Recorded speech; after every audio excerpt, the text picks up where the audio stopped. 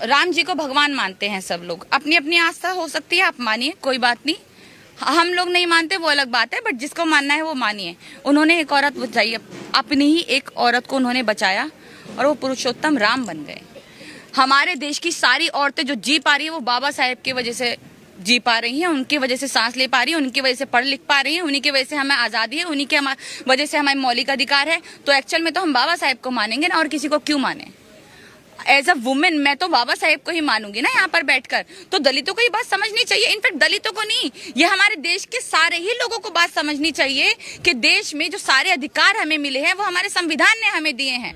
आप अगर एक औरत के बचाने के लिए राम को भगवान मान सकते हैं, आप उनके सामने दिन रात मत्था टेक सकते हैं, आप टेकिए, कोई बात नहीं, वो आपकी पर्सनल चॉइस है। बट जिसने सब कुछ किया उसको आप गाली बकेंगे, जिसके वजह से देश की औरतें, मतलब एक जो हमने सिर्फ पढ़ा है, सुना है, उन चीजों को मानकर तो हम इतना ही ज्यादा आगे बढ़े हुए हैं। जो हमारी आंखों के सामने हुआ है, हमने देखा है, हमारे को संविधान से क्या क्या मिला, उनको हम बैठकर गाली बक रहे हैं, उनकी हम मूर्तियां तोड़ रहे हैं, उनकी मूर्तियों पे हम कालित पोत रहे हैं। तो सबसे बड़ा बेवकूफ तो हम ही हुए ना, सबसे बड़े बेवकूफ तो ये देश के लोग हुए कि वो ये सब चीजें कर रहे हैं, जबकि अपनी आंखों के सामने उन्होंने देखा है कि किसने हमारे लिए किया है।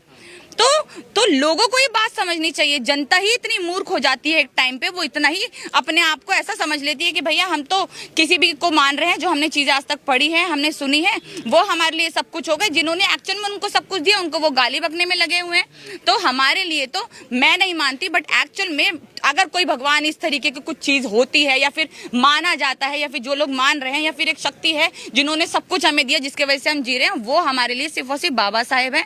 हम उन्हीं को मानते हैं, हम उन्हीं को मानेंगे।